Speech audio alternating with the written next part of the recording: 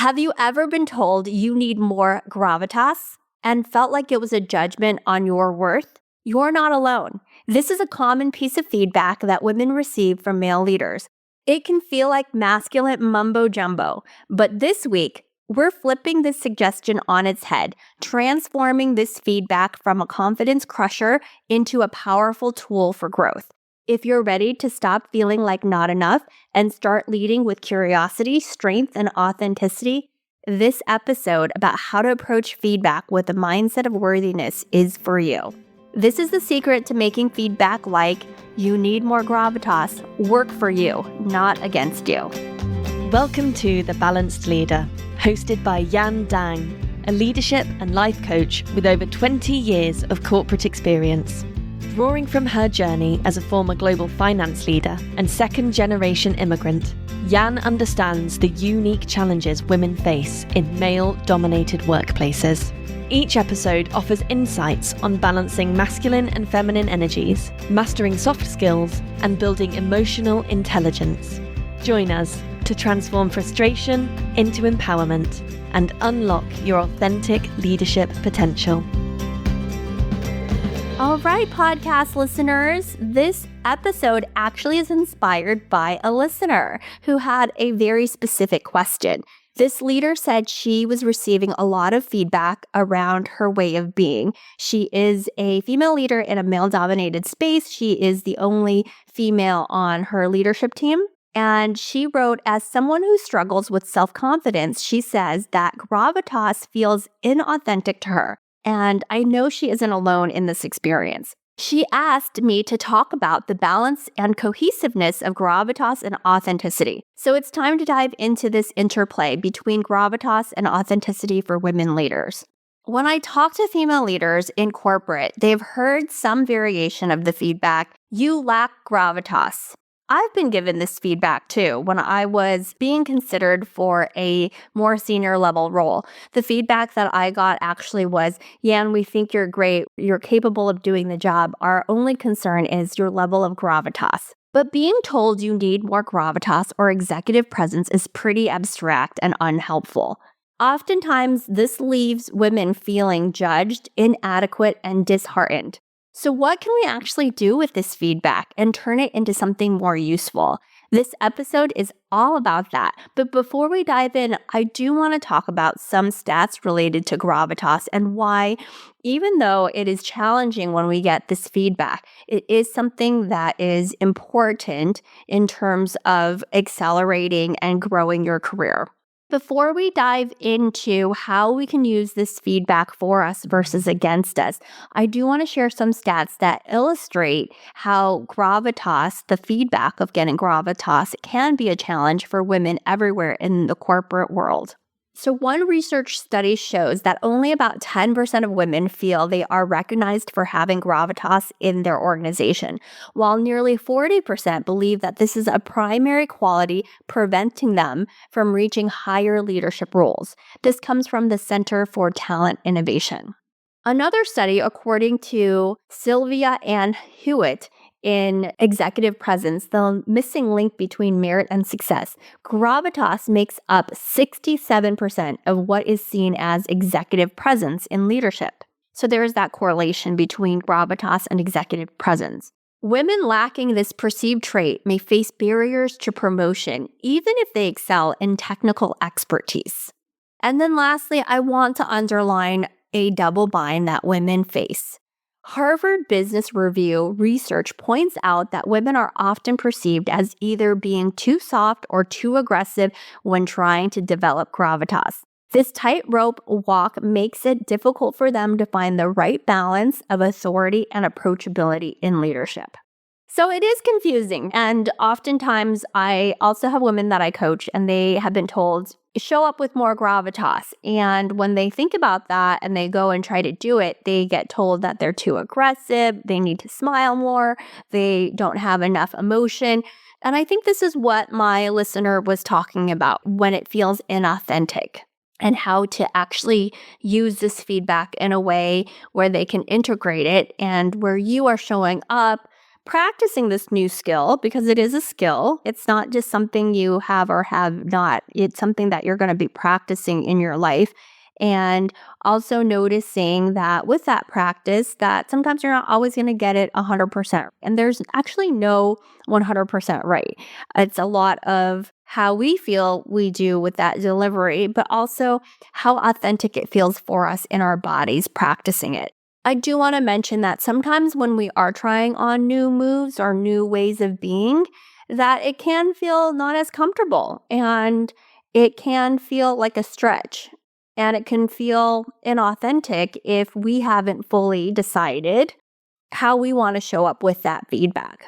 If we haven't fully accepted that feedback and decided to integrate it in a way that works for us versus against us. So let's dive into this more as we talk about this challenge and how to use this feedback effectively for us. I'm also happy to share for myself what this looks like, because as I said at the beginning, when I got this feedback, and I had this feedback a couple of times in my career, but when I got this feedback and I was up for a big promotion, they really wanted me in a role, I actually first felt a lot of hurt and sadness around it. It was painful to get this feedback, and part of my brain went to, what if I never learned this skill?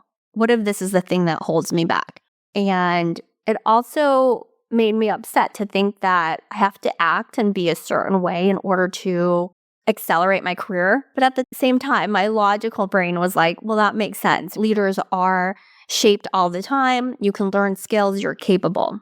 And so, after processing my sad feelings and hurt, I went to school and I said, I'm capable of this. I'm capable of learning this, just like I'm capable of passing my CPA exam, just like I'm capable of learning new skills, like riding a bike or whatever you want to say, or learning how to do something at work that I didn't know I could do before.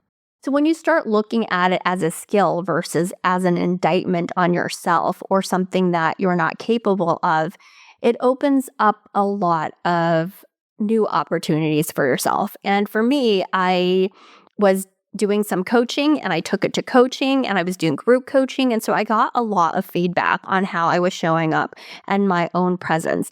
And I embraced it for what it was, a skill, a toolkit in my basket of tools. It wasn't something that I was looking at like it's going to make or break me. I really looked at Gravitas, similar to how I teach about confidence. It is something we can cultivate. It's a skill set. And oftentimes when you look at it this way, with more curiosity rather than defensiveness, this can open doors to learning and growing.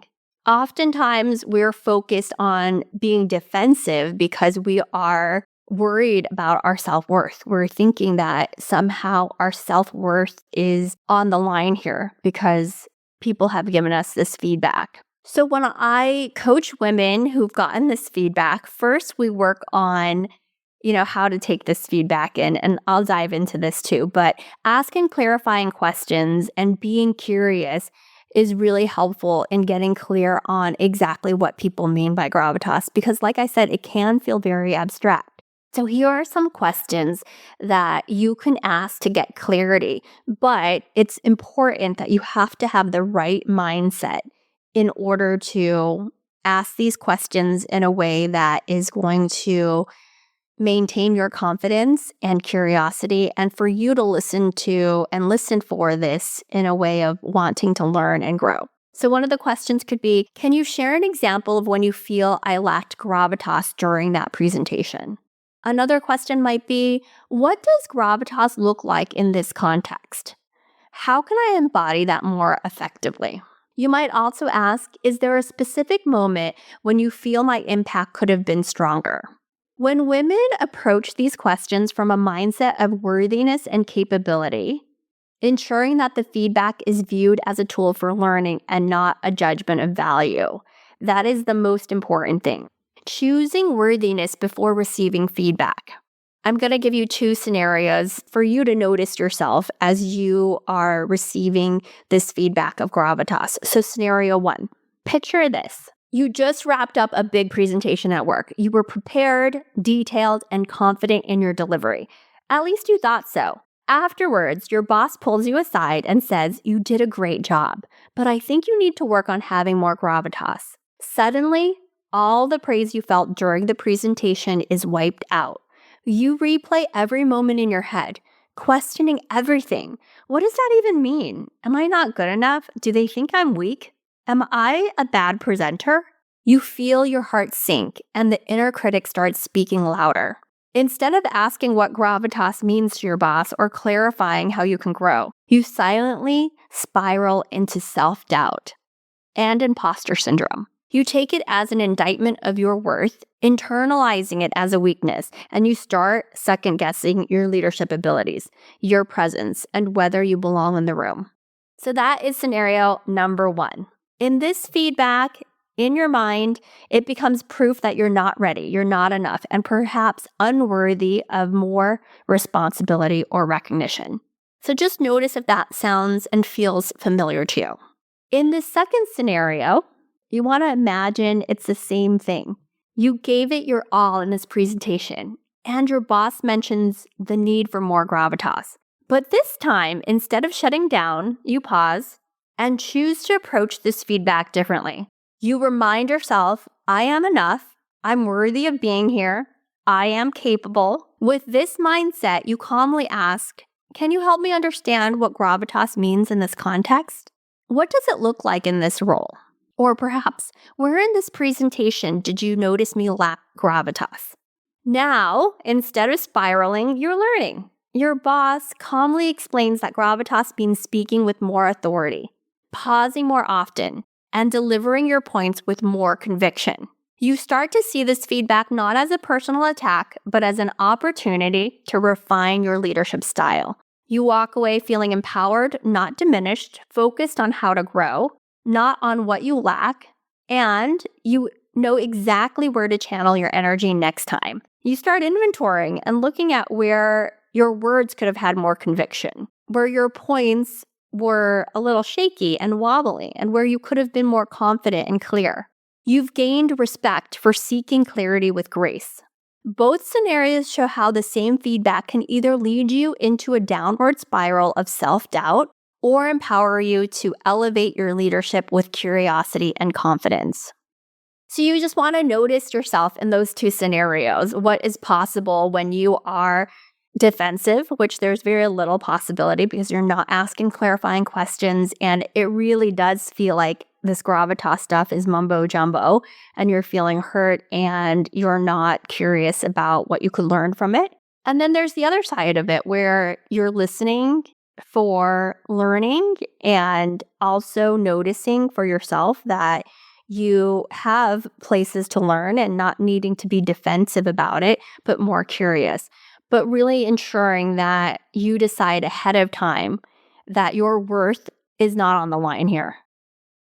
I want to encourage you to make the conscious choice beforehand to see yourself as worthy and capable before entering these feedback conversations. This mindset of you choosing to be worthy ahead of time sets the foundation for how the feedback will be processed. It also sets the foundation for how you ask the questions. You notice when somebody is asking you a question from defensiveness. It could sound something like, I don't understand this gravitas feedback. Can you tell me more about it and how it relates to me? Versus, thanks for sharing that feedback with me. I'd love to hear more and understand more about what it actually means and how I can start practicing this skill. You're just going to notice that there's a tone, there's an energy, and it actually comes from your own mindset and your own way of being ahead of time. If you're coming to that discussion with defensiveness, you're probably going to get a vague answer back because your boss or whoever gave you the feedback is going to notice that, and they will feel uncomfortable and they will probably not give you clear, honest feedback because they are also noticing your defensiveness and maybe feeling defensive themselves, versus choosing to be worthy ahead of time. This sets that foundation to process that feedback, helping you engage from a place of strength and empowerment. And whatever feedback you get, it's first we want to get clarity that after listening, you can discern. You get to choose and make a choice about what aligns with you and your authentic leadership style and values.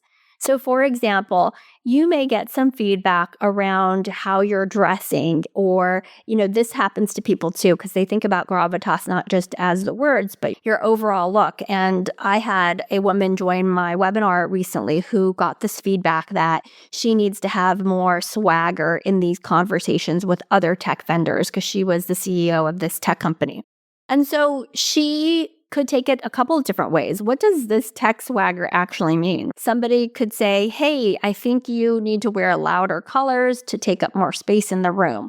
And then she could decide for herself, hey, what feels good about that? What feels aligned to me?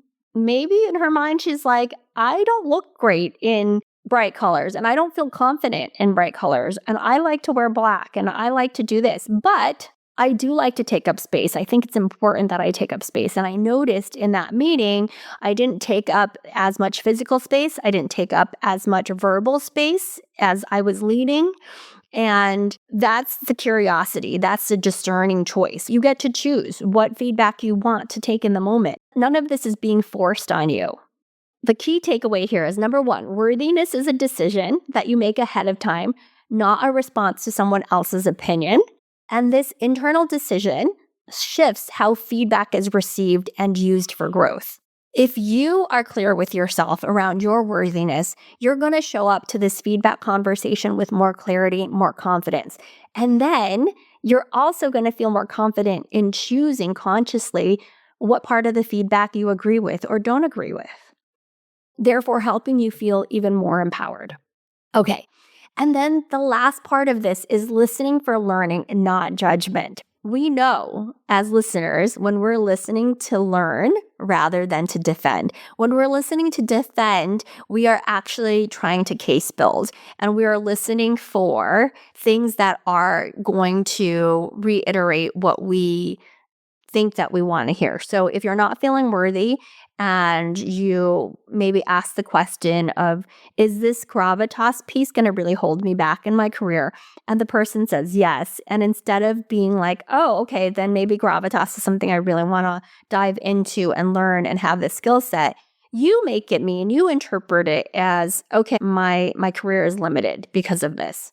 And if your mindset is that, well, most men have gravitas, most women don't have it. So it's just another, case against me being a woman in this corporate world. How can I actually use gravitas?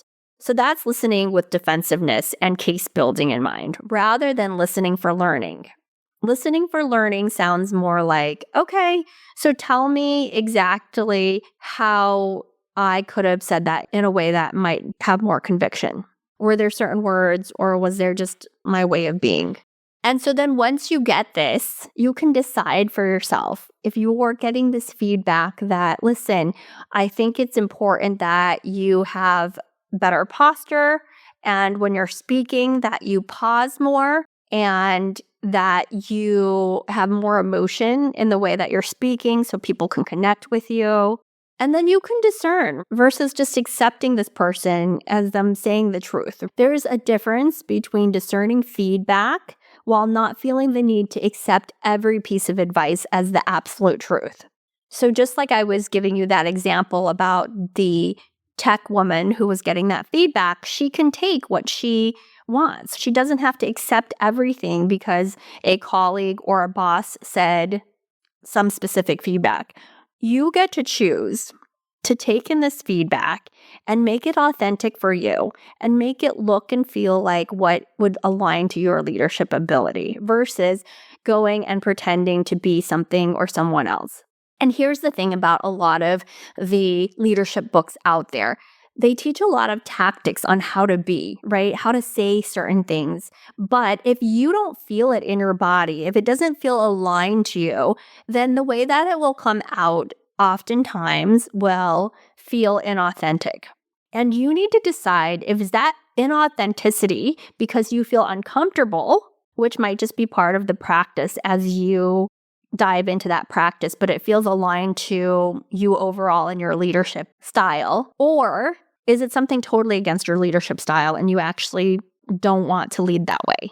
And If you don't want to lead that way, what are some of the other options? But oftentimes women are not in this inquiry with themselves about what it is and getting to that deeper question of why does it feel inauthentic and what feels more authentic and how can you still move towards being more convicted, being taken seriously, but having it more authentically aligned with you and your cohesiveness. There are going to be times when you feel really strongly about something and you want to share that very strong recommendation, that really strong thought process. And then there's going to be other times when you have a more collaborative approach. And again, tools in your toolkit. So you want to be able to have those different tools while still feeling aligned and cohesive with yourself. But it's really hard to do any of that if we are not getting the feedback around what Gravitas is, because it can be abstract and unclear. The more clarity we seek, the more we get to discern and decide how to integrate it into our way of being. And the more we get to shape and redefine our leadership in a way that feels empowering and aligned with us. Okay, that is the episode on Gravitas, What the F. The idea behind this episode is really to dive into it with curiosity and decide ahead of time your worthiness and your capability. This will allow you to ask those questions. So I encourage the listeners to practice listening for learning and really ask themselves, what does that look like? Visualize for yourself. If you are listening for learning, you may be calm in your body, curious, and feeling worthy about yourself before receiving the feedback. You choosing ahead of time that you are confident, capable, and worthy is going to make all of the difference. So Gravitas is still important as a skill set, but so are so many other things. I think oftentimes people see Gravitas just like they see confidence. It's like on a pedestal, and it's like you either have it or you don't. That's not the case here. It is another part of your toolkit, and the more curious we are about it, the better we're going to be able to integrate it into our leadership style. All right, go out there, use this, decide beforehand to feel worthy and confident and capable, and let me know how it goes. I want to hear from you. All right, podcast listeners, I'll see you next week. It was great to be with you. If you enjoyed today's episode and don't want to worry about missing another one in the future, you can follow the show. And if you haven't done so already, I would really appreciate it if you could share the podcast with others who you think could benefit from it. And leave a rating and review to let me know what you think. I'm creating this show just for you, so I want to know what you want to hear about in the coming episodes. Visit www.aspire-coaching.co/podcast launch for step-by-step instructions on how to follow, rate, and review. Thank you for tuning in, and take care until next time. Thank you for being a part of the Balanced Leader community. We hope you found today's episode inspiring and actionable. For more resources and to connect with Jan, visit us at aspire-coaching.co. Until next time, keep leading with confidence and purpose.